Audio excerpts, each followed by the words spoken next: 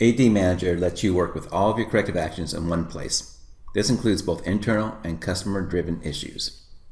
This video goes through the steps with an AD Manager for creating an effective corrective action. To start a new corrective action, click New in the ribbon. To edit a previous corrective action, just double-click the existing corrective action. Okay, let's start a new one.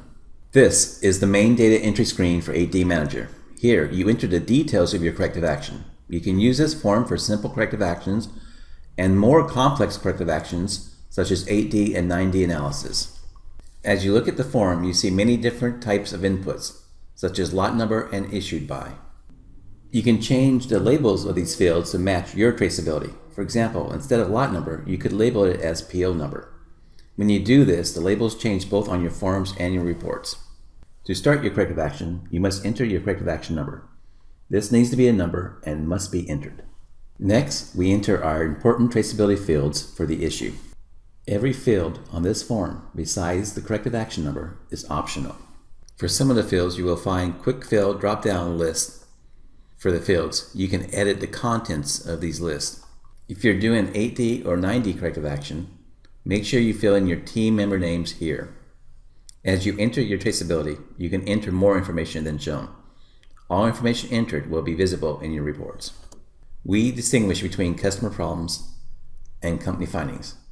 Customer problems is exactly how the customer reported the issue.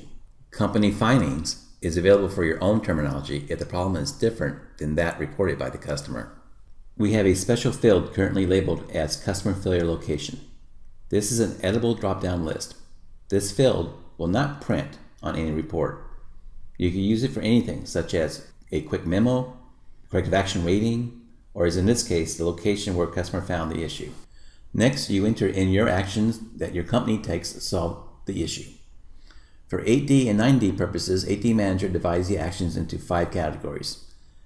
These are containment, root cause, corrective action, preventive action, and risk. When entering data for the actions, each of these categories work the same. For each category, you can enter in an unlimited amount of supporting actions. You may not need to use all 5 categories. It depends on your company and situation. For simple corrective action, you may only need to enter containment actions, root cause, and corrective actions. When creating reports, AD Manager sorts the actions by the item number from low to high.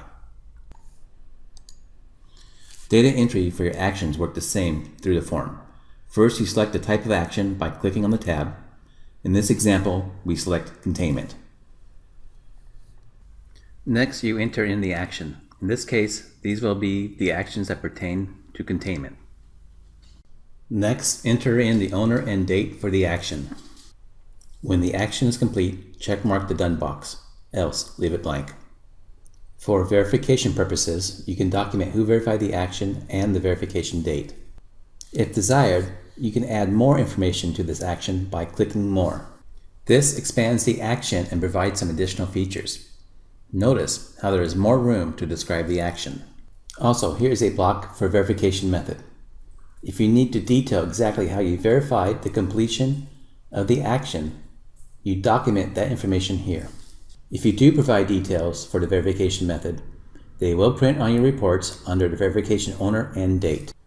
Here, you can assign a cost for each action. In addition, you can assign a code to that cost. AD Manager uses this information to generate Pareto charts and other metrics. If you do not want this action printed on your reports, you checkmark this box. This lets you track the action, but not present it to your customers. Let's close this and go back to the main data entry form. I've added some additional containment actions. Because you can add an unlimited amount of actions, you can scroll through all these actions and then edit your actions as needed. Because corrective actions can get messy with many reports from customers, pictures of issues, and other documentation, you need to track this. At the bottom of the form, you can hyperlink to all of your supporting documents. This video showed you how to enter corrective action data into AD Manager.